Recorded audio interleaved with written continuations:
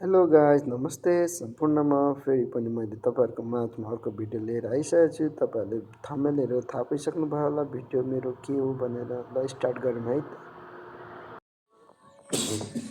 सुरुमा चाहिँ मैले थोरै थुक्पालाई पानीमा भिजाएँ जुन बोइलको लागि र यसरी छोप्दै आलु र चना चाहिँ भिजाएर राखेको थिएँ। आलुलाई काटेर यसरी थुक्पा रेडी भइसक्यो। अनि यसलाई पनि मैले ठक्क बोइल गर्नुको लागि राखिसकेँ। ठक्क छोपेर अब रेडी भइसक्यो। ल मैले चाहिँ थोरै चिकन अनि अन्डा आलु यसरी काटेर राखेको छु कि यसको टेस्ट चाहिँ राम्रो होस् भनेर है। जाडोमा थुक्पा पनि यसरी तारेर राखिरहेको छु। अनि अब लाग्यो म भान्सामा कराई बसाएँ ठक्कसँगले। अनि त्यसपछि तेल हालेँ, कराई एकदम तातिसकेको थियो। अनि त्यसपछि मैले त्यो थोरै चिकनलाई चाहिँ काटेर राखेको थिएँ। त्यो चिकनलाई चाहिँ मैले अब यसमा चाहिँ हल्का फ्राई गर्नुको लागि त्यहाँ हालेँ। त्यो चिकनलाई चाहिँ फेरि मिडियम आगो बनाएर फ्राई गर्नु थालेँ हल्का। त्यसपछि मैले यसमा नुनहरू बेसारहरू हालेर यसो एकछिन फ्राई गरेँ। फ्राई गर्दै गएपछि अनि बिस्तारै यो पनि रेडी भयो। यसलाई मैले अब निकाल्ने विचार गरेँ, निकालेँ।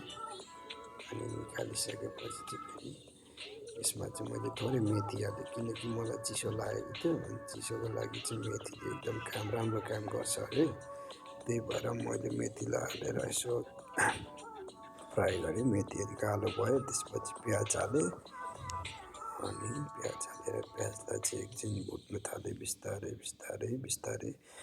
प्याज चाहिँ हल्का अनि रातो भयो। रातो भइसकेपछि चाहिँ मैले त्यसलाई माथि चना हाल्दै। त्यो अलरेडी चना चाहिँ बोइल भइसकेको थियो। यो चनालाई त्यति धेरै पकाउनु त पर्दैन र पनि मैले हल्का फ्राई गरेँ यसलाई मजासँगले। त्यसपछि मैले यसलाई एकछिन अब ढाकेर राख्ने विचार गरेँ अनि ढाकिदिएँ। त्यसपछि चाहिँ मैले यसलाई फेरि हेरेँ। अनि यसमा चाहिँ मैले अलरेडी मसला पेस्ट गरेर राखेको थिएँ यो लसुन र अदरकको। अनि त्यसमा थोरै हालेर मैले एकछिन चलाएँ। अनि त्यसपछि टमाटरलाई पनि मिक्स गरेँ। अनि टमाटर हालेर एकछिन चलाएँ। सही मसला चारैतिर पुगेस् भनेर अनि फेरि छोपिदिएँ। अनि आलु हालेँ। आलु चाहिँ अलरेडी बोइल हो, पाकिसकेको हो। त्यसमाथिबाट हल्का मैले मसला छरेँ। यो चाहिँ मसला पाउडर थियो सब्जीको। अनि त्यसलाई आलु चाहिँ ठुल्ठुलो भएको कारणले मैले नकाटिहालेको थिएँ, चलाउन अप्ठ्यारो भएर। अनि त्यही कुन्युले नै मैले टक्क काटेर यसो यताउता फिन्जाए जस्तो गरेँ। अनि एकछिन यसलाई पनि अब छोपिदिनु पऱ्यो भनेर मैले काटेर अनि यसो गरेर चलाएर छोपिदिएको छु। अनि त्यसपछि अलरेडी पाकिसकेको। अनि यसमा चाहिँ अब सुप हाल्ने विचार गरेँ। सुप चाहिँ फेरि के को सेतो देख्नुभयो होला, तर यो सुप चाहिँ खाना माड हुन्छ नि। मैले माड निकालेर हालेँ ताकि बाक्लो सुप होस् भनेर क्या। माड टक्कलाई एकछिन छोपिदिएँ। अनि बक उम्लिनु थाल्यो। अनि यसो नुन चाख्नु पऱ्यो भनेर नुन चाखेको। नुन त लागेकै रहेन रहेछ। मेरो पालो यताबाट नुन बक्लक्क निकालेर गरेर नुन हालिदिएँ। ठक्क चलाएँ। अनि एकछिन यसलाई छोपिदिएँ। अनि फेरि 5 मिनट छोडिदिएँ। 5 मिनटपछि म आएँ हेरेँ भक उम्लिरहेको छ। कस्तो दामी खाउँ लाग्ने भइसकेको रहेछ यसलाई। अनि अब चाहिँ अलरेडी यो पाकिसकेको छ मलाई।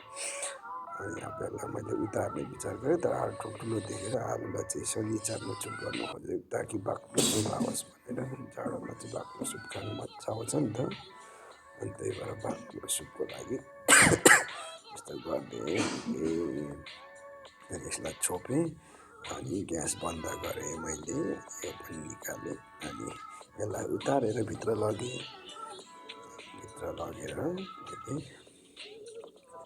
अलरेडी रेडी भइसकेको थियो। अनि बटुकामा सुप चाहिँ थोरै हालेर मुनिबाट अनि माथिबाट फेरि थुक्पा हालेँ। अनि ताकि सुप भरे चलाउनु सजिलो होस् अनि फेरि सुप हालेँ। अनि टुङ आफूलाई चाहिने अनुसार। अनि अगाडि त थोरै चिकन फ्राई गरेको थिएँ, अन्डा थियो। अनि प्याज र खोर्सानी काटेर आएको थिएँ त्यही मिक्स थियो अनि त्यहाँ माथिबाट फेरि सुप हालेँ मैले टक्कसँगले अनि मलाई चाहिँ कागती एकदम मनपर्छ कागतीलाई निचोडेर गडाङगुडुङ हालेँ चम्ची ल्याउनु चाहिँ बिर्सेछु चम्ची ल्याउनु गएँ चम्ची लिएर गडाङगुडुङ यसलाई गोलेको जस्तो गरेर गडाङगुडुङ गोलेँ मैले रेडी भयो अनि अब रेडी भइसकेपछि एकछिन देखाउनु पऱ्यो चर्तीकालाई है त यसरी नै भयो मेरो आजको दिन